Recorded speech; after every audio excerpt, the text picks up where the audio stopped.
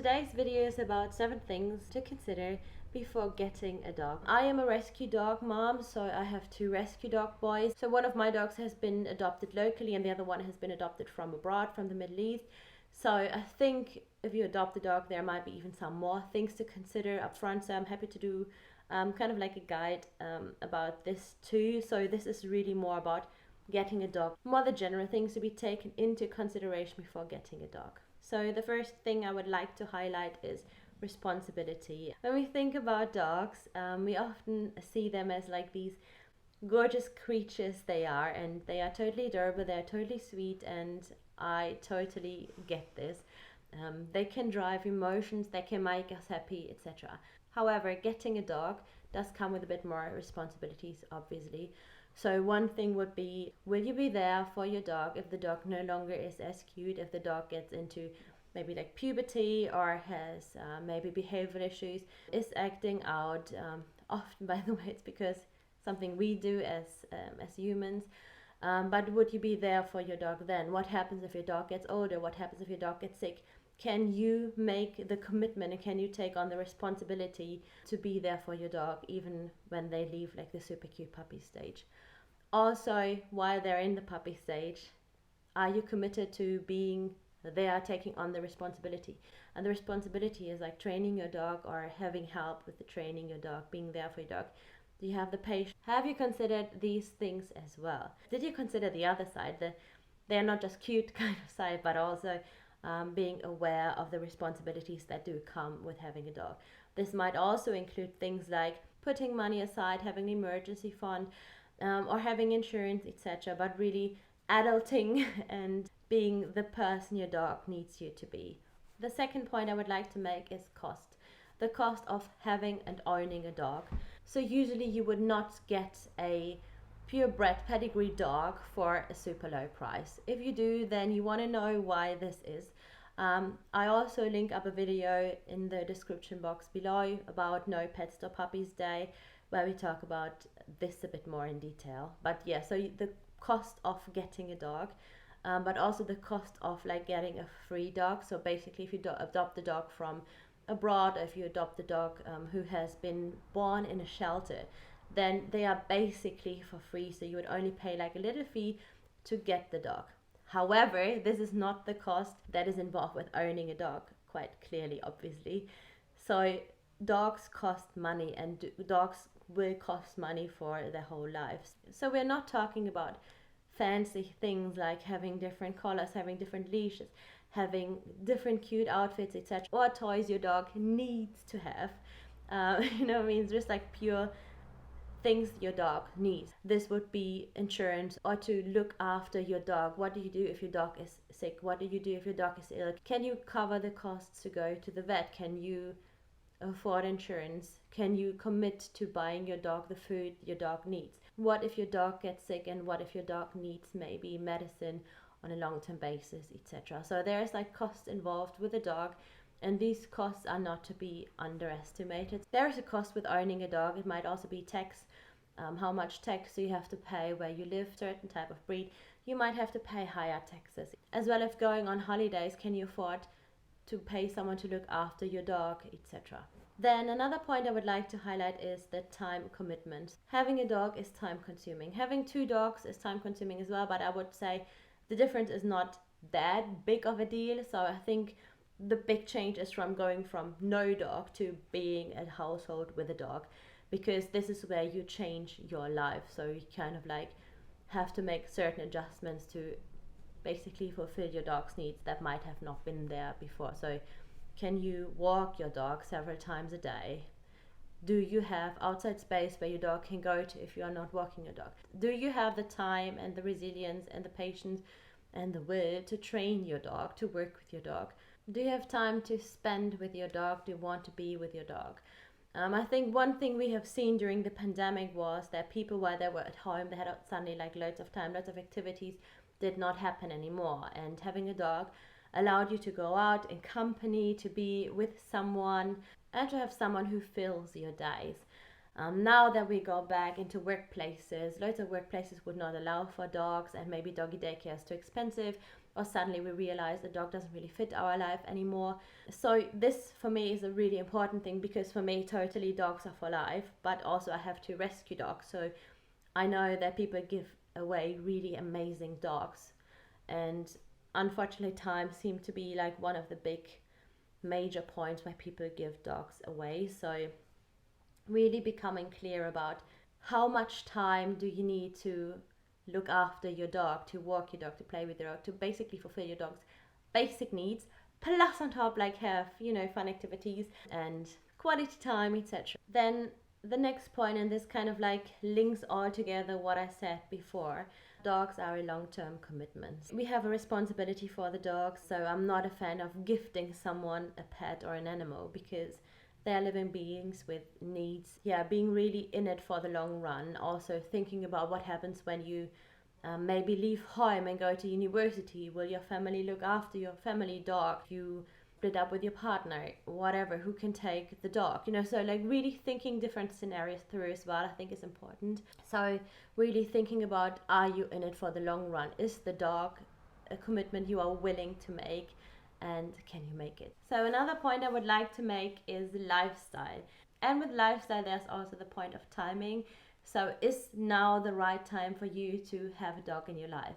If not, there is different other ways to incorporate dogs into your life, whether it would be with dog boarding, walking, or having doggies overnight at your home, or if people go on holidays, or having doggy daycare, borrow my doggy, rover.com, etc. Great ways to get involved with dogs, or help owners who have dogs and who might need a helping hand to basically kind of even share a dog. They're great alternatives if now might not be the right timing for you to get a dog. Then, as I mentioned earlier, I think lifestyle is really important, and with lifestyle obviously also what kind of dog would fit your life and your lifestyle.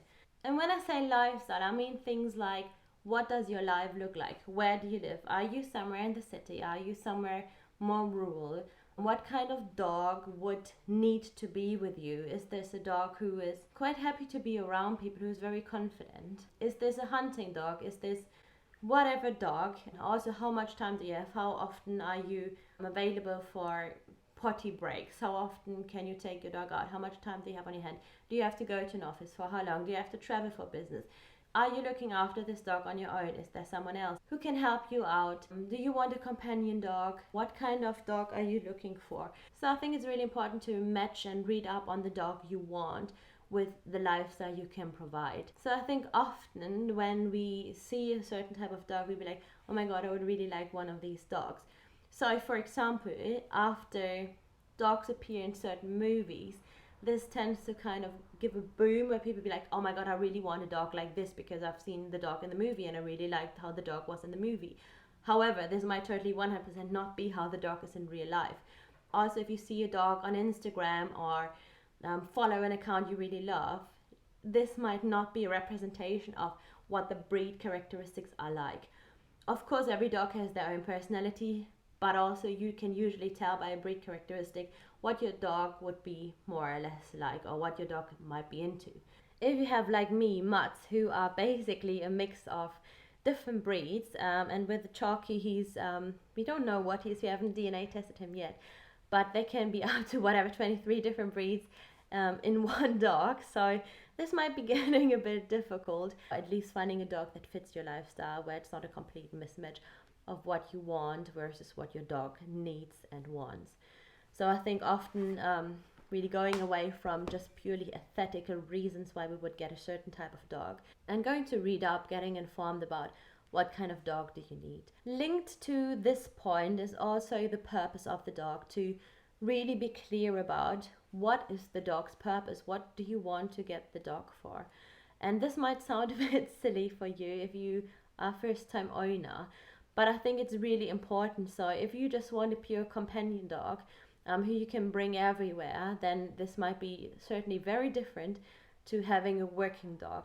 Are you ready to basically provide what your dog needs in order to have a relaxed dog at home, but also obviously to have the best time with your dog? So the purpose of the dog, as well as your dog's personality, your own personality and your lifestyle, kind of like go together. And then the last point, or like the last 2 points, I think we can get them together, is are you willing and do you also have the resilience and patience to train your dog but also yourself? And I say yourself because often dog training starts with us. So the dog obviously learns from us, we communicate with the dog, but also we can get professional help in having our dog trained or training our dog. But when we have a dog, we are always part trainer, because you can go to puppy classes, you can go to dog training, etc. Most of the work you will do on a day-to-day basis. For example, leash training, loads of it you will do on walks. So you would reinforce good choices, etc. So it's kind of like part of the deal in working with your dog.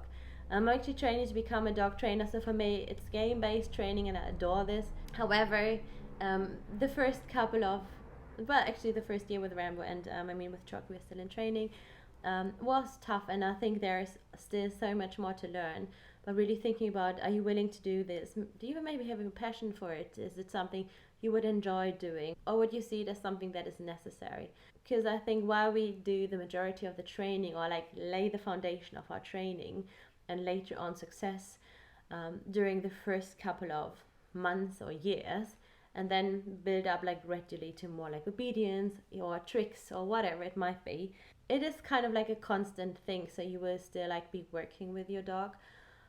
So this might be something to think about. Are you willing to work on your dog as well as on yourself? And if I say on yourself, I think one big thing, for example, to work on ourselves when getting a dog or training a dog is patience and resilience, to really be there. And especially when things do not go as planned, are we able to keep our own stress levels down? If something happened, are we able to be the partner our dog needs us to be in this moment, etc.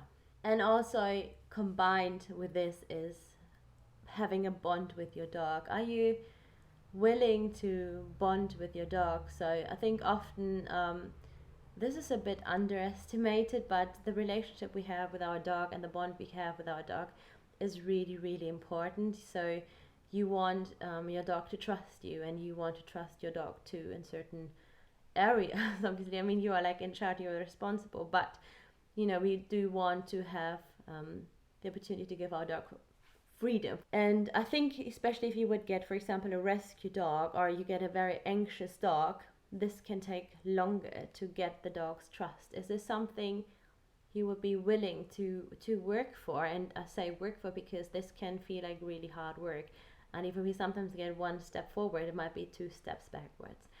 So having said all this, I totally and 100% believe, and I know that at least for me, having dogs is the most rewarding, the most beautiful and the best thing in the world. And I truly believe that every dog needs and deserves a beautiful home where they are looked after and loved, and just basically being treated as they should be. But I also know, unfortunately, that the reality is that loads of dogs are not being seen as the companion they can be, like the proper part of someone's life.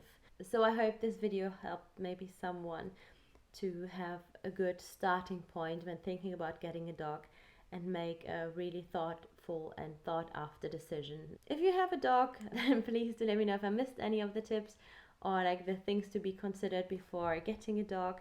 I hope you found this video helpful. Thank you very much, and we'll see you very soon. Take care.